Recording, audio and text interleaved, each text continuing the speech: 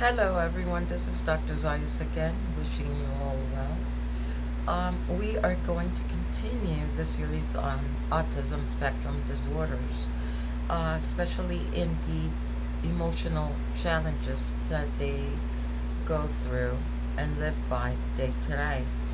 The research has found that girls are more emotionally challenged by any experience than boys are, and that these emotions are very sensitive, like our own emotions, but they are also experienced sensory wise, meaning that they have to feel it in their mind before it is transferred, if they are able to transfer it to their bodies. And here is a very uh, good and interesting spectrum, which is I will compare these emotional challenges that they have and experiencing it through their mental capacity, their images in their brain, with a concept and a theory that was described and um, conceived by Dr. John Kappas, who was a clinical psychologist and also a hypnotherapist.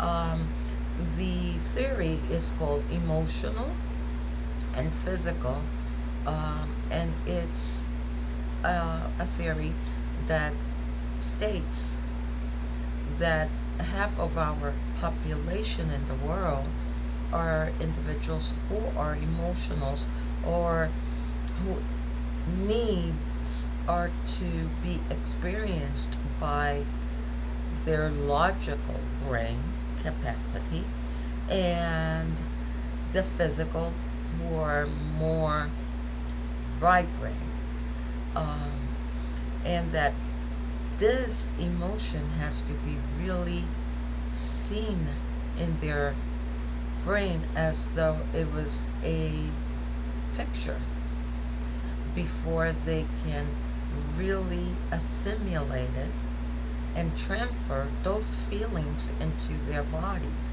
which is extremely interesting for me, um, and for those in my professional capacity, because autism is seen as a tremendous developmental disorder, whereas the emotional physical concept of Dr. Kappas is of an emotional state. And here in the emotional challenges, um, we see that those experiences can be transferred to being an emotional individual.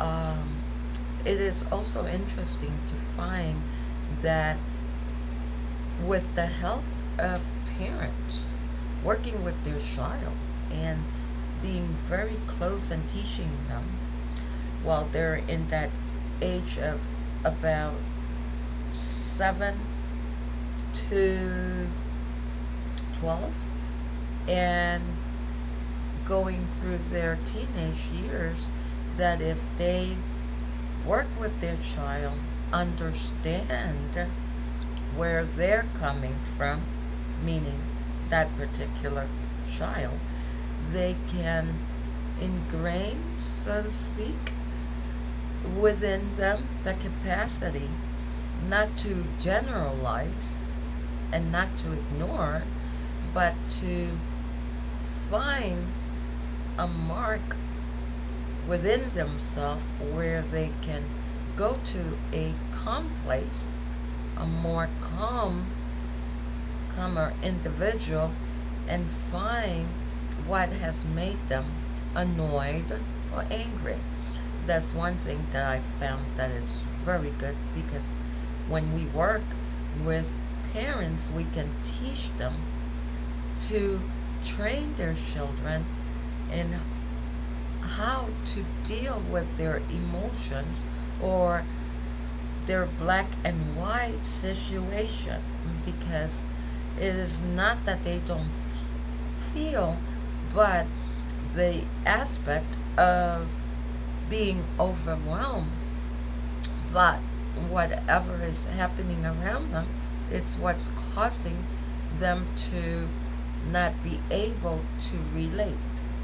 As such, in contextual emotions, the these emotions are in black and white. For example, the individual that I'm very close to as a professional within our area, he has explained that he doesn't feel emotions. He uh, may see someone fall on the street, and instead of having the instinct, if you will, of going and helping that individual, he would just go on and do whatever he needs to do. But if he is with his spouse or his children or anyone that is really close to him, and he has related that his spouse and his children are his world. So if one of them are crying, he can allow himself to cry, not because of what may be going around in their life, in that person's life, but the mere fact that they're crying, he can attach his so-called feelings, which he doesn't feel, but just the mere fact that she or one of his children is crying allows him to open up. And that is so interesting to know, because emotional challenges is more of a contextual issue and a black and white issue, rather than really being an inner awareness issue. Uh, and feeling is not something that he or she may be able to feel. Uh, they have to tell themselves frequently, what does feeling associate with? Where is that sticking point in their life or in their inner awareness that makes them realize that they need to offer assistance, or just care for someone that is being overwhelmed? But they have to think about it before going and doing the action itself. It's not like what we call in our everyday assisting someone because we know the need and the feeling that is attached to it. It is very interesting in finding that these emotional challenges are really a lack of inner awareness, which we can teach ourselves as a professionals in our capacity dealing with these individuals and their families. So to teach them how to not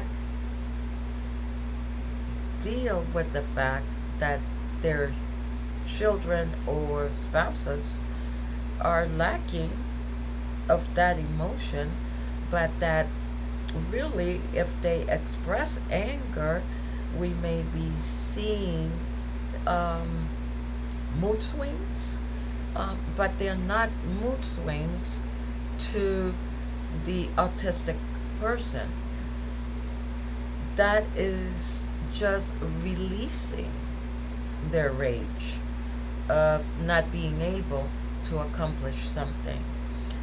for now, this is all that I have on the emotional challenges, but I will promise that I am going to be digging into the emotional capacities of these individuals and of Asperger's and autism in itself, because it's fascinating that they have all of this bottled up, but that they need to go into their innermost, which is their brain, actually, and imagine, visualize it in their brain before they can bring it out emotionally. Not feeling it, but just the emotional outburst. Um, Language is also a very important aspect. How we speak to them is in a different pattern than if I would be speaking with someone else that is not diagnosed of autism, of any kind of autism spectrum disorder. Um, so there is also that underlining tone that when we speak to them is a different concept, is a different modality of approach, of language, of word usage, so that they can feel relaxed, relate, and release. Thank you, and I'll see you next week. For now, this is Dr. Zayas. Have a pleasant day.